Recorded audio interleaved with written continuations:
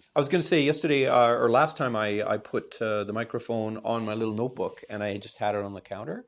Yeah. So there was a little bit more reflections, but it was way more trebly and it was interesting. So I've got it on my clothes now. We'll see how it is. But generally speaking, I have to say I'm really happy with the way these podcasts turn out sonically, given how little we're putting into it. Like we are just using a couple of road. Yeah, I agree with that. You know, and Reaper. Whereas if we were, you know, we had the big podcast set up and all that kind of stuff. I mean, we could probably maybe squeeze another 2 or 3% in quality, but not for the effort. Yeah, and we would lose something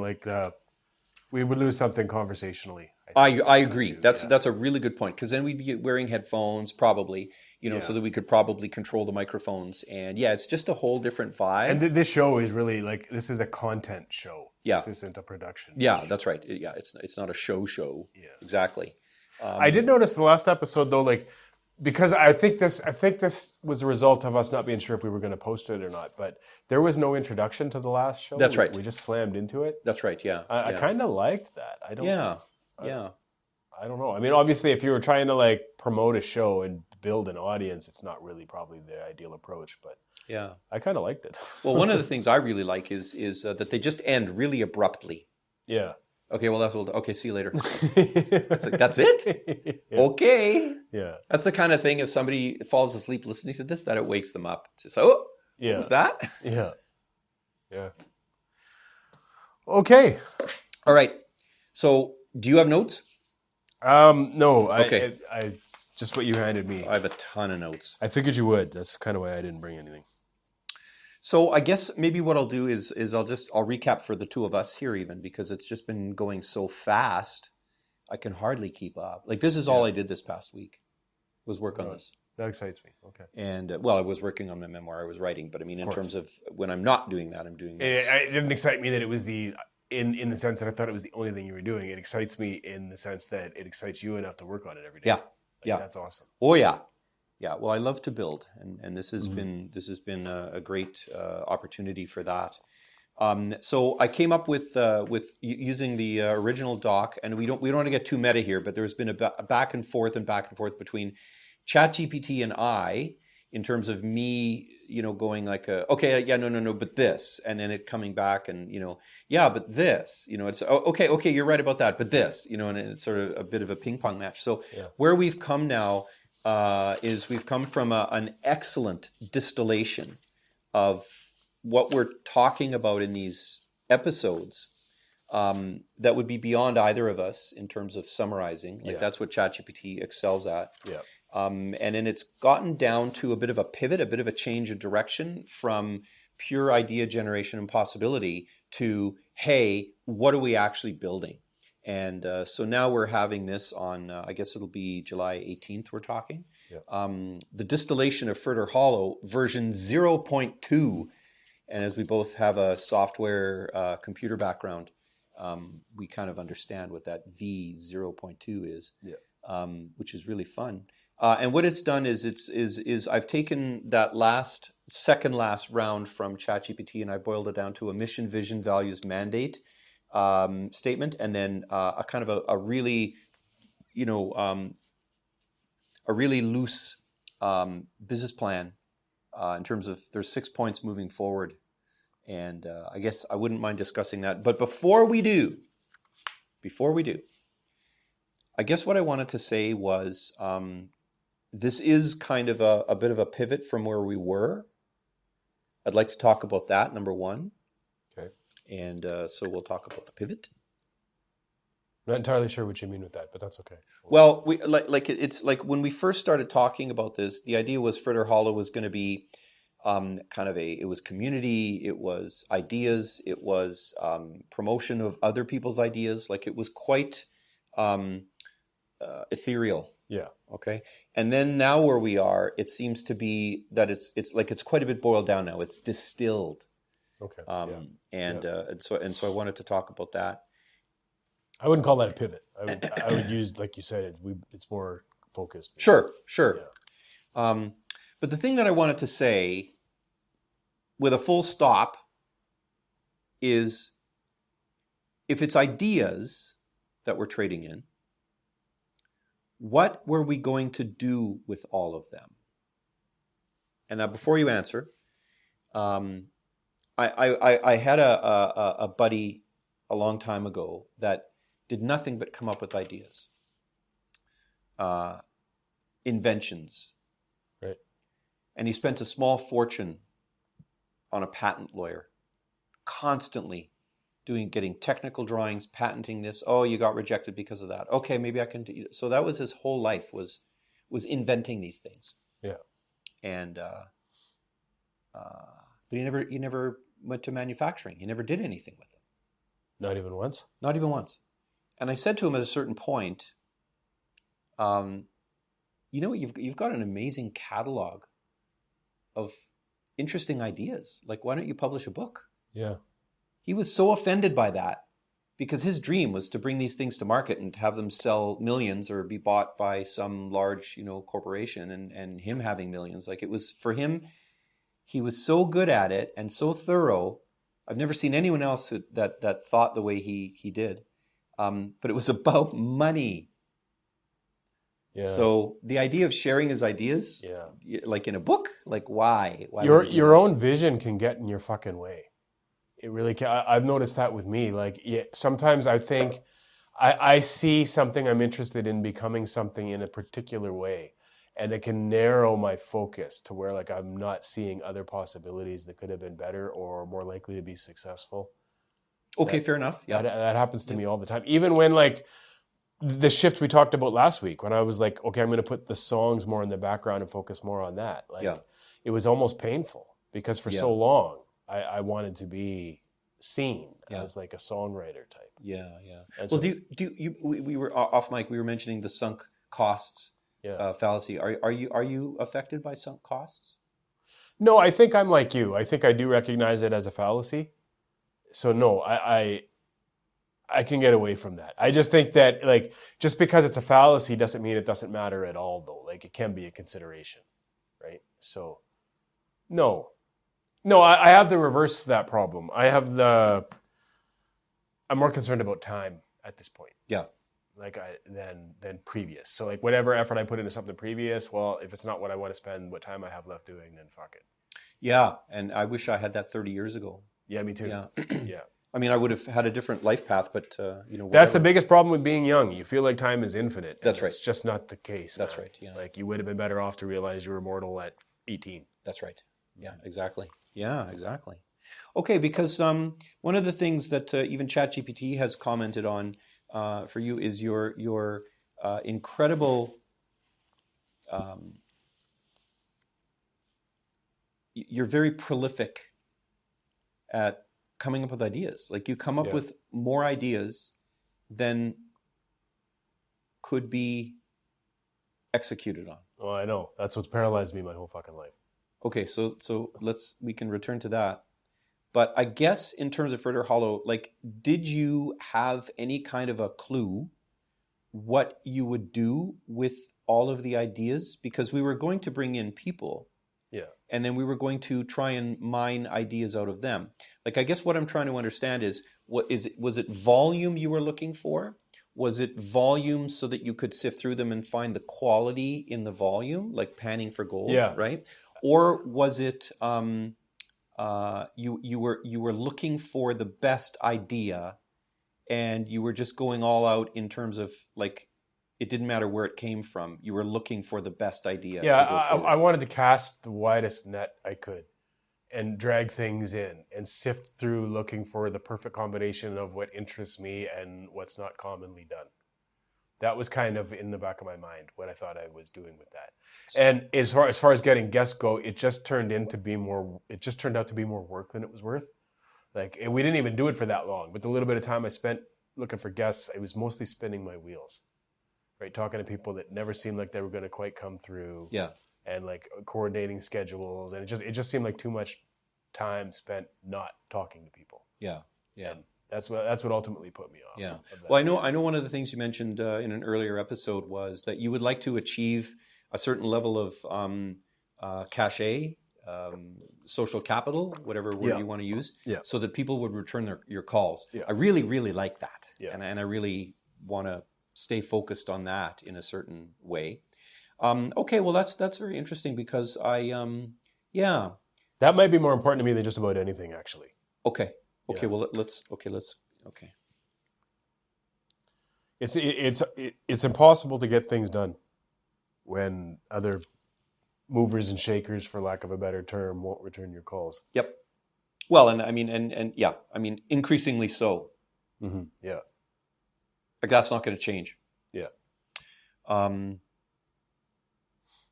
So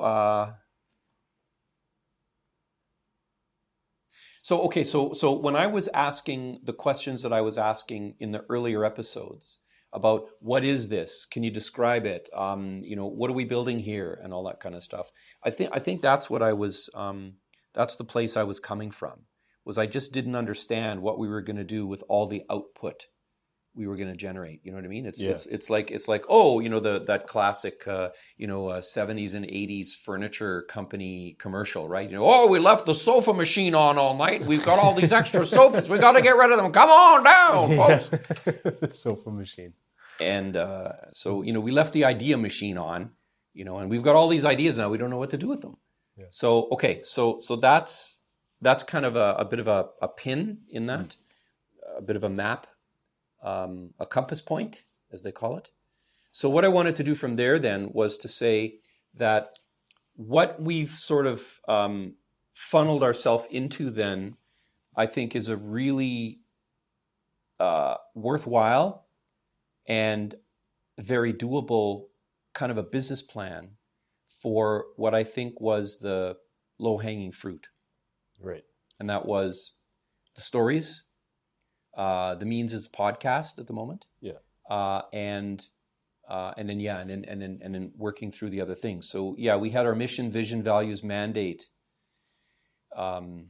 document. I incorporated in version 0.2, by the way, the changes that came back from ChatGPT. I saw the GIDS got the S out. Tell ChatGPT that I like my constructive criticism a little rougher. Okay. Yeah, I will. See what it comes back with. I mean, don't be mean, but don't pull punches. That's Yeah. Yeah, I keep this responses kind of conversational because I tend to have it read orally more often than not. Yeah. No, it's been excellent. I mean, I really can't say enough good things about this. But I'll just review this quickly. Okay. If we need to, we can cut this out. So the distillation of Fritter Hollow. The mission, we create thoughtful, emotionally honest stories that help people better understand themselves and others. Yep, that's fucking bang on. Like, I couldn't have constructed a better sentence for what I wanted to do. Well, and I don't think we could have constructed that sentence without 11 episodes of conversation. Yeah. I just don't think this is something you pull out of the air. Yeah, and like the second half, for me, might be more important than the first. Like helping people better understand themselves and others, that's almost the key for me. So my only thought on that is I would have, if it were up to me, I would have truncated it at themselves. Meaning we create thoughtful, emotionally honest stories that help people better understand themselves. Because at the end, that's people's primary objective, is they want to understand themselves. Most people, unless they're fully realized or nearly there, don't really care about others. Right? I don't need to hear about other people. But we all have to work with it. We all have to interact with others. We do. But what I'm saying though is that if we're doing this, if we're putting in the work to bring this content to the world, I think we're doing it for an audience that wants to understand themselves better, not understand others better. I agree with you. I do agree with you. And that's a focus point rather than not to. Like I wouldn't take it out, but I just need to understand. It's in the weeds a bit. And maybe we could truncate it. Maybe I'm okay with that. And this is in the weeds a bit. But even from a selfish perspective, somebody considering just wanting to understand themselves, like your relationships with other people matter in that. Again, I think that's from a bit more evolved human being. I really do. Yeah. You're right. You're 100% right on that. Yeah. But I don't think people realize that, especially in this day and age now where they are. Yeah. Anyway, that was what I would say. on that. Yeah, I'm okay with truncating it if you want. Yeah. Well, no. I wouldn't truncate it. I would just, but I would understand that the highlight here is to better understand themselves and others. In fact, I actually thought of putting a period after themselves and then new sentence and others, as in this is an adjunct. It's or an even add-on. in brackets, even. Or even in brackets. Yeah, brackets are maybe a bit too heavy-handed, I think. Yeah. Yeah. Okay. These details matter. Like this conversation seems like it's. Oh, it's huge. These details matter. This is the foundation we're pouring here. We're getting ready to pour the concrete. You don't. And that level of attention to detail, you either set that intention and habit or you don't. Yeah. So, yeah. And you can back it up or you can't. Right. Like someone comes back at you at 6 months from now and say, "What do you mean by this?" Yeah. This is why I need you, by the way. Like even what you have so far, like I would have never got here. Oh, really? Yeah. Okay. Well, So, this is the easy part for me. I'm grateful for this. Okay, good. And you're very welcome. Okay, so the vision, our dream was to build a creative ecosystem around an original media company to tell stories that would otherwise have remained hidden, beginning with podcasts. So I jigged that on my own, further to what ChatGPT had recommended. Yeah. And I really quite like this, but it's kind of an amalgamation of the two. It's perfect again. Values. This is what we believe. So we believe people want honest stories that help them understand themselves. Can I interject a word already? Yeah. Can we put emotionally before honest? That want emotionally honest? Yeah. Yes. I mean, factually honest matters a fuck ton to me too, but emotionally honest is kind of the difference maker I'm seeking. I totally hear it, absolutely. Yeah. That help them understand themselves and the wider world around them. We believe in using today's current technology, that includes ChatGPT, to help produce meaningful stories as efficiently as possible. 100%. I would say we could say to help produce as efficiently as possible. I think we've already, like, produce meaningful stories. We already... Yeah, you're right. Okay. Yeah, scratch meaningful stories. To produce as efficiently as possible. Okay. We believe in truth. We believe in the power of community and shared experience. We believe genuine curiosity reveals stories worth telling. Yeah, that last sentence is yeah, great. so do I put that last sentence at the beginning or at the end? Because that was ChatGPT's recommendation, is that we needed to get curiosity, the word curiosity, into the values proposition. Yeah, move it to the top. Okay, all right. Yeah. All right. Mandate. This is what we produce. And I really, this was a feat, this little sentence here. Okay. Because we've gone from episode 0 or episode 1, where we just, well, let's just start. Like, we don't even know, right? Let's start walking. Yeah. To the point now where we can say in a single sentence what we do, what we make. So this is obviously the 2026 version. We create, let me start that again. We create carefully crafted media that reveals inner worlds in memorable and emotionally honest ways. Oh God, I love that so much. Can I nitpick? Yeah. I would take create out and change crafted to craft. So I would say we carefully craft media. Yeah, that's very nice. Tighter is righter. We carefully craft media. Well, what? Okay. So I might scratch the what we produce too. Okay. It does change the purpose of the answer, not the purpose, the intention of the answer. If it just says mandate though, like if instead of mandate dash what we produce, if you just have mandate. Yeah. Okay. Well, I can take these helper things out. Like those, like what we produce was only a guide to write it. Right. Yeah. Okay. So values, what we believe, our dream. I'll just take all of them out. Okay. And then that works. We carefully craft media that reveals inner worlds in memorable and emotionally honest ways. So what I like about that, especially that last part of the sentence, is that it really clearly, like, it drops the flag. It says, we're not doing this for clicks. We're not doing this for sensationalism. We're doing this for, or divisiveness. Yeah. You know, we're not doing this to divide. We're doing this we're doing this to be emotionally honest, and I think that is such a pillar. People relating to it is like almost the most important thing to me. Yeah, but people relating to it, people relating to a really good intention as opposed to people relating to something malicious. Yeah, and I love that you included the word memorable. Yeah. I've learned, like, just writing my own in recent months and kind of going back and forth over specifics with ChatGPT. I've come to learn that if it's not memorable, it almost doesn't fucking matter. Yeah. Because people won't take it away. Waste of time. Yeah. So, and that's also a good story measure as well. Like, how memorable was that story? Yeah. How likely are you to be able to retell it? Because that's the true test of a story. Yeah. Can you retell it? And it's not, it doesn't mean big event. No. Like, it doesn't have to be, no. Oftentimes it's not. No, that's right. It's just those little interesting details. That's right. If you can retell a story that you read or that was told to you, then that story has life. It's got a DNA that's trying to propagate. Mm-hmm. If you can't remember that story, especially, 35 seconds after you've read it, after you've turned the page, why waste the paper? Save the tree. Yeah. So that's kind of that. I mean, those are good things. Okay, and then moving forward, so the 2026 Fritter Hollow business plan. This is not a business plan, by the way. This is just a simple sketch outline. I want to be clear. Anyway, number one was to postpone expansion plans. We've talked about maybe getting more space, about building up this space more. I think we should just abandon that, postpone it, not abandon. Sorry, wrong word. Postpone the expansion plans. Number two, lean out all expenses, including externalized. This will require a spreadsheet.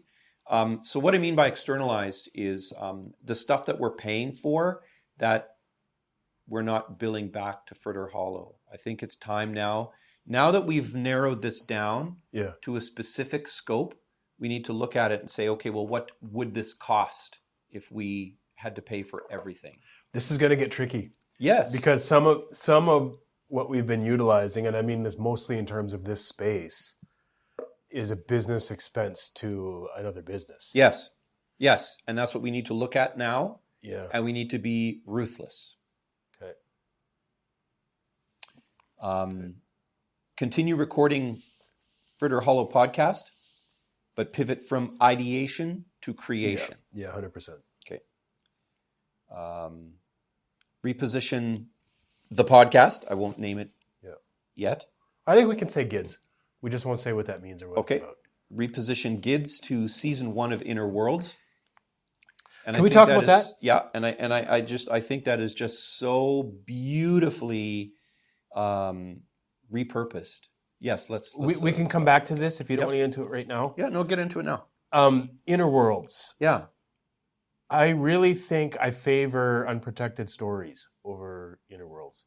Okay, we may want to debate that. Yeah. I'm not against it, but I just want to do that cautiously because again, I don't like to be too vague in a title, but I also don't want to be too specific in a title. There's that middle ground that I mean, Inner Worlds is the most succinct way to say what I'm after. Yeah, it is, but it's kind of like. It's like opening a store called Edmonton General. Yeah. Or, Yep. But I would be all for testing this with other people rather than deciding it ourselves. The problem I have with unprotected stories is it just gives away too much in the title. Like it introduces bias. Those words introduce bias. It's true, and it actually requires a story too. And I can see a way to deal with Inner Worlds that doesn't necessarily revolve around a story. Yes. So that's a really good point. And then I think if we're going to create any branding at this point, moving forward, it would be for Inner Worlds. With like logos and stuff? Yeah, just logos or like PR materials, like maybe even a website. Okay. Like something sort of to describe what it is. Maybe grab a YouTube handle. Okay. That's easy to do. You can do that right off the account. And that should be a factor too. Like when we're coming up with a name for it, we should be looking at what domains are available, what YouTube channel names are available. Yeah, exactly. Yeah, Yeah. so that needs to be tested out. There's a really big YouTube channel, like 275,000 subscribers, called Inner Stories. Competing with the whole Inner Worlds idea? Yeah, it wasn't Inner Worlds. I didn't find anything called Inner Worlds. No, but like the point of the channel, does it compete Yeah. with? Yeah. Yeah. Oh, yeah. This I'm gonna is have to look not. at that. Yeah, but that shouldn't be a discouragement in any way, shape, or form. No, it's not. It's not. This concept, this need that Fritter Hollow is trying to fill, is so wide and universal right now. Like, of course, you're going to have other people having a swing at bat. Yeah. And then 6 is do the work. Now, do the work is it sounds like a throwaway line, and it sounds pithy, and it is. It's kind of meant to be, but it's way more than that. And what I mean by doing the work is, if you were setting out on a sailing ship across the ocean back in the days of the tall ships, you were all excited when you loaded up that old gal. You had the barrels of water and rum and food and salt and all that kind of stuff, all the things you would need to cross the ocean. But then once you get out there, you're dealing with storms and you're dealing with no wind, so you're just literally you're out in the middle of the ocean. You can't move. Sometimes for days or weeks.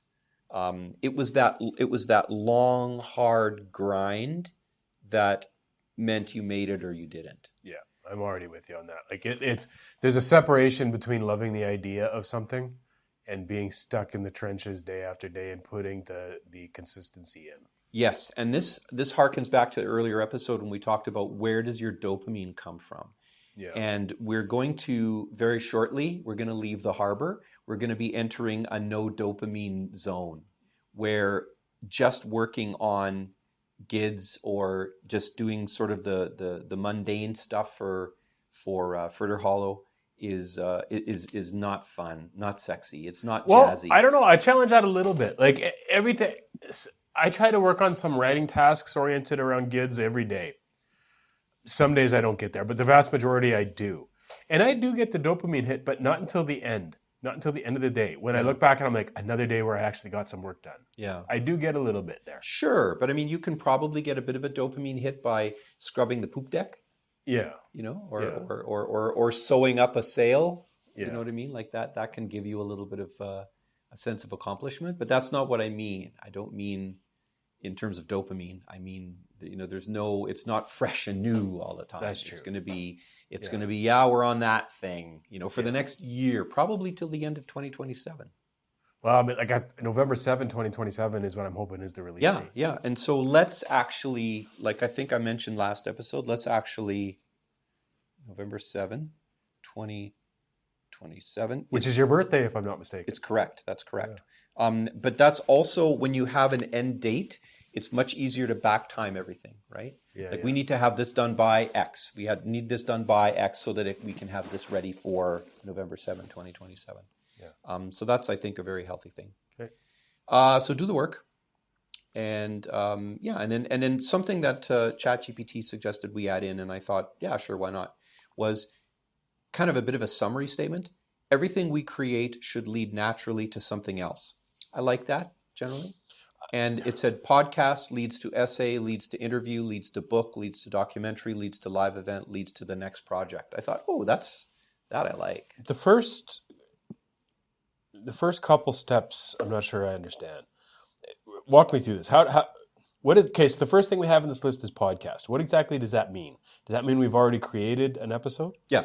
Well, an episode of the Fritter Hollow podcast. Yeah. So we make a podcast. So Fritter Hollow podcast is a podcast. But it's the engine of what we're doing too. Yeah, it's also that. So you can have layers of meaning. Okay. So but I mean, a podcast now, for instance, let's take GIDS. Okay, so GIDS is done. Now there could be an essay from that. We could do interviews based on that. You could put out a book based on that. We could do a documentary based on that. Like, do you see where that chain of events Yeah, goes? I guess I see it like, so the podcast could mean just an episode of this show, the Fritter Hollow podcast, where we have an idea. I didn't see that. I saw the podcast as being like an institutionalized thing. Okay, well, let me walk you through this thought process I'm having. Okay. And then tell me if you think I have it wrong and we should look at it another way. Okay. But I took it as, so me and you are here discussing whatever we're discussing on any given day, recording the Fritter Hollow podcast, which is the driver, kind of the engine. An idea or a decision gets made in that episode, and then I take that and kind of flesh out an essay to do with direction. And then from the essay, there could be people that we need to talk to either enhance the story or learn more, so that becomes the interview. And then all that kind of leads to a book or a script, which leads to us producing something with it, which would be the documentary. And then live event could be tied into promotion. And then boom, we're back at the Fritter Hollow podcast talking again.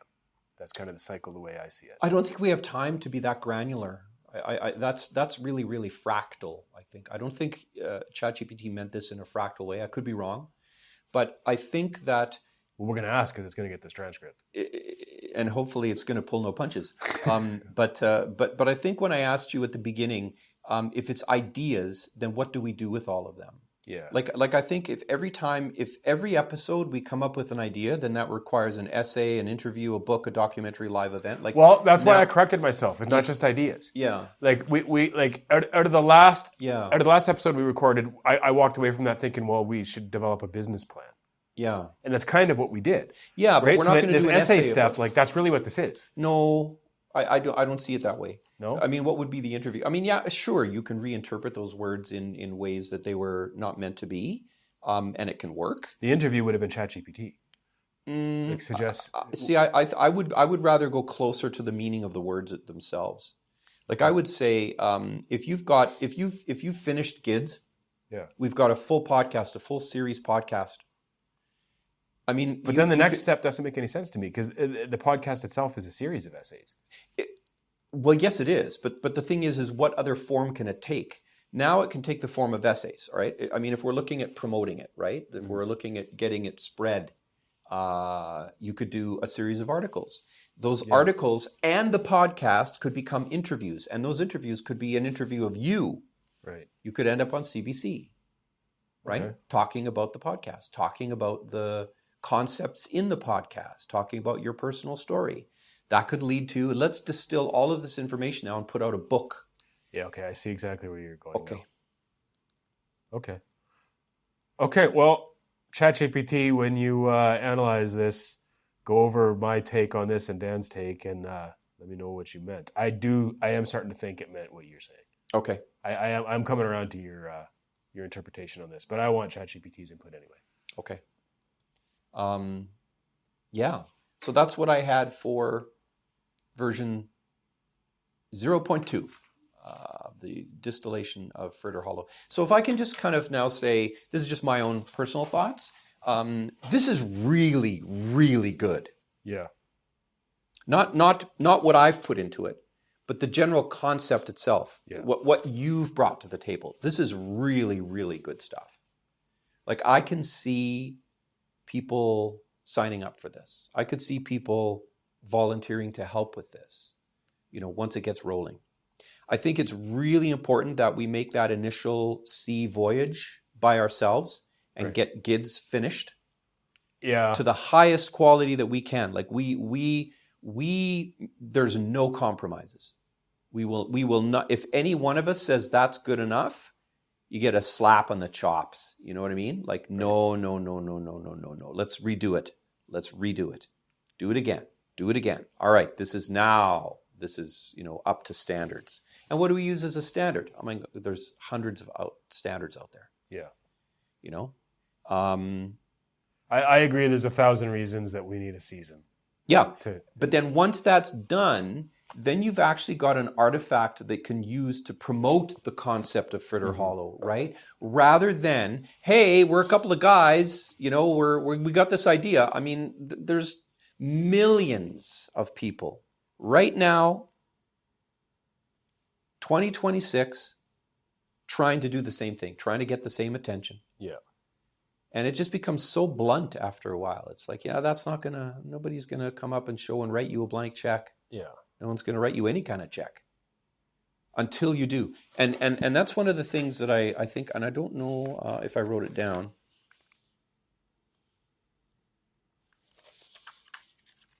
I did write it down.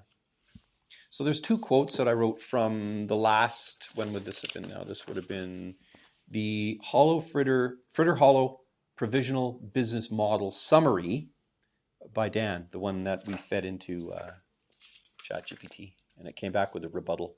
I'm going to go back to the rebuttal again, ChatGPT's. But the quotes that I wrote down here, there were 2.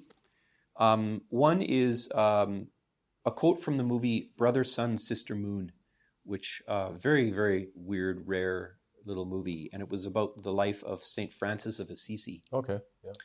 And he sang a little song during that movie, and it was "Do few things and do them well." Yeah.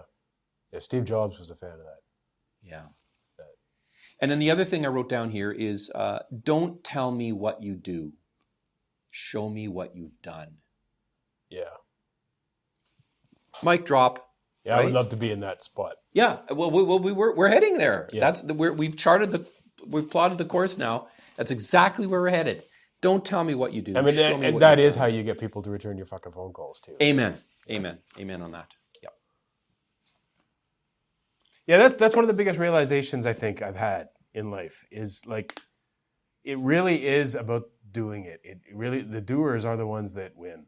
Yep. They really are. Yep. You know. That's the biggest transition I'm trying to make right now. So ChatGPT's rebuttal to my first provisional business model summary, this gets really, unless you're keeping track of these documents, it's just impossible to follow. But the rebuttal it's kind of its first sort of pushback against me. But and I think I came close to offending it here. It says the ChatGPT rebuttal. This actually tells me quite a bit about how Dan thinks. The Discord message softens his email. Interesting word. In the email, he rejected, interesting word, the document as pretty much boilerplate, quotes. Well, you did. That's fair. That's a fair assessment. It is. But in Discord, he says, in effect, I boiled it down to the parts I thought actually mattered. That's not my quote, by the way. That's a paraphrase of my quote. Yeah. That's a different message. He's saying the exercise itself wasn't valuable, but some of the questions were. Anyway, what it liked was that everything that I had said pointed to identity and purpose. Yeah. That was the thing that I was missing from the beginning of this. Right. What is it and what's it for?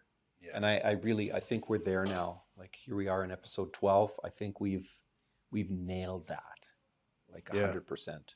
Not to say it can't change, not to say it can't evolve or even pivot again, but now we can move forward. We can really start getting some good shit done. And again, I wouldn't be at this point without you.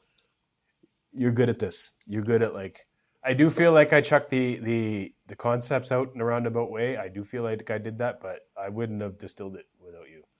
So that's huge. Yeah, I'm. So what's the next steps then? We focus on branding, and I think then, if it's okay with you, the next episode we do, the next time we get together, I want to get in the weeds a little bit about the editing process to my rough drafts. Okay, I'm game for that. Okay. But I would say that the first action item from the moving forward section is lean out all expenses, including externalized. And then I wrote in brackets, requires spreadsheet. So this is where I think we need to look at, do we need the space? Do we need the space to do what we're about to do for the next year and a half? No.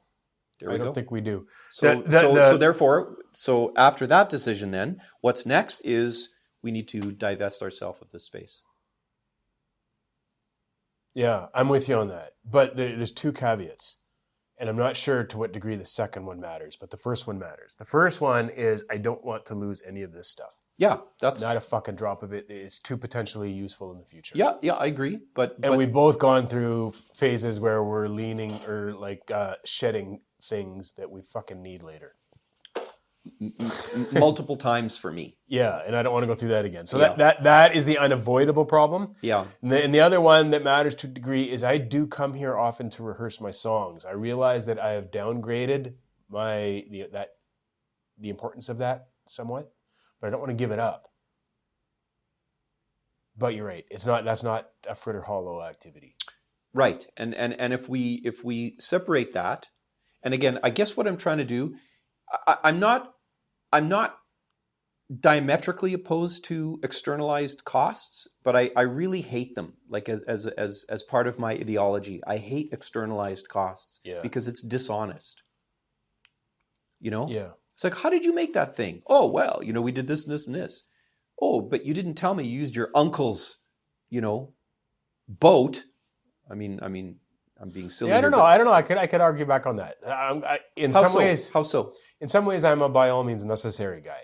If you have something you want to do, like one of the things I think is necessary for success is you have to overcome your obstacles, yes, but you also have to take advantage of your fucking opportunities and advantages. So, like, if somebody is, using an office space paid for by their rich uncle and they're just not telling you, whatever, like that's one of your advantages. We all have our disadvantages, so you got to take advantage of the opportunities when they come your way too. Like, I don't view that as dishonest. So it's a bit like astroturfing versus grassroots. Like if you're taking advantage of externalized costs as part of your business plan, then you're not really sure if your business is working. Do you know what I mean? It's like subsidies. Right? It's like from a a financial It's like, standpoint. farmers can't make a living. Well, stop the subsidies. Oh, then we really can't make a living. Yeah, but you'll rebalance the entire system then. You'll get back to the way it was when you were making money. Yeah. Like that's what I have a problem. That's why I have a problem right now with externalized costs. It's my problem with libertarians in general. Yeah. Right? It's kind of, and we don't have to go down that rabbit hole. I'm with you on that. And you're right. And that's again like the acid test of success is, could it make it on its own? Yeah. You're right. Yeah. And this is one of you, like, considering this is one of your strengths that I really should just be listening to you. Because I'm bad at this stuff. I don't even think about the money. I think there's this thing I want to do. How do I get it done? And then I turn into this by all means necessary. And and you're right. Well, I'm saying there is a time and a place for that. I don't disagree. But in terms of the I sprouted some apple seeds a couple months ago. Right. Literally? Literally. Okay. And I wanted to have an apple tree for each of the kiddos. Okay. And so 2 of them are doing pretty well. 2 of them not so well. Yeah. It's like, it's still green, but that's not a baby tree. But the 2 of them that are doing quite well are doing too well for their little root systems. And so I have a toothpick beside each one of them to keep them straight. Otherwise, they'd be small tree. They'd be laying over. Yeah. Oh yeah, they're just little. They're like about 2 inches tall right now. Yeah. But they're like every couple days, there's a new little baby leaf. It's really fun. Nature, hey. But the toothpick is against my modus operandi. It's not how I roll. Right. I'm just cheating. So I guess that's how I look at it. I look at externalized costs as cheating. Okay. Yeah. All right. So maybe now let me go back to that again. Yeah. And that's that if there's a value of this space, and this is a great space, trust me. I mean, it's like, holy man, this is like, try and find anything else like this in the city right now. You won't. I know. But if there's a value to you personally to keep the space, by all means. There was more of a value to it before. The value has dissipated somewhat. I'm busier than I used to be. Like, I went back to work and some other thing. Like, I'm busier than I used to be. Right. And like this space, I primarily had songwriting in mind when I got this space. And like I've already said, I've downgraded that. Yeah. I mean, there's this Petro-Canada fucking 4 or 5 blocks away from here that has a coffee shop inside it. So you walk in the gas station and there's like an actual seating area by the coffee shop. Okay. I've been hanging out there some. Okay. We could do this podcast and most of our work there for fucking free. Right where they have coffee. Yeah, or at a library, or I mean, there's all kinds of places. Yeah. Yeah, I mean, truly, all kinds of places. And like we'd have some background chatter, but that's no worse than this HVAC. Well, I would disagree about that. I mean, when there's lots of stuff going on around you, especially curious eyes, that can be really distracting, right? Like where the beauty of this place Not to is me. okay, for me it is. The beauty of this place is when we walk in and we close that door, we've got the gentle, white noise sound of the HVAC, which is not too loud. We filter it out, obviously.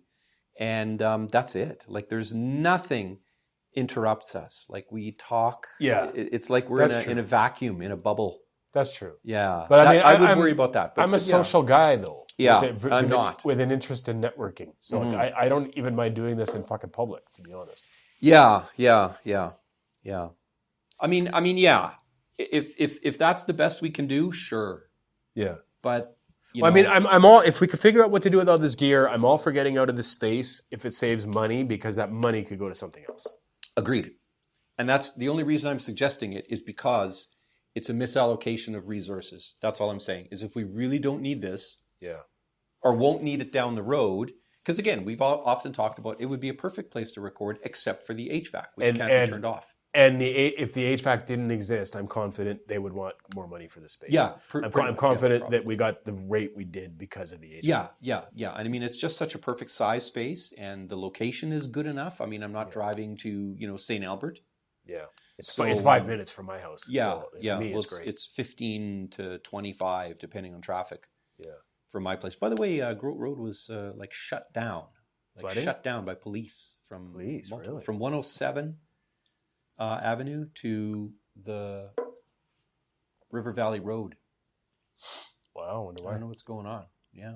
Anyway, lots of other construction too, or races, or protests, or who knows. Could be K-Days, some sort of race. Could be. Yeah, I don't know. Could be. Yeah, maybe they're using K-Days opened yesterday, I think. Soapbox race or something. I don't know. Anyway, that's interesting. But anyway, it doesn't matter. Yeah, so that's it. So I think step one in the action list is to lean out all the expenses, is to review everything, put everything in a spreadsheet, Okay. decide what we need and what we don't need, and then make provisions otherwise. Like, for instance, where are we going to store all this extra gear?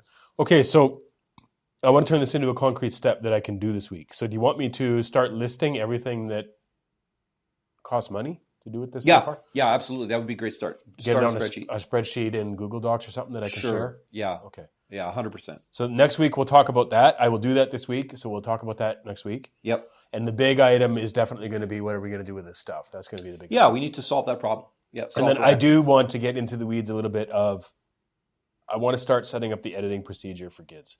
Yeah, okay. I do want to start talking about that next week, because I'm working on the rough draft to chapter 4 now. So like I'm getting almost to the halfway point with the rough drafts. And I have started on chapter 1, going back just to take out some of the repetition and work on the wording a little bit. It's not a full-blown edit. It's just making it a little more like you learn a lot as you go. And I've learned a lot since starting chapter 1, and I'm going back and I'm removing some of the repetition. I'm removing some of my own self-diagnosing stuff. I'm making it more story than like paper. Good. Awesome. Okay. All right. So are we done for now then? Yep.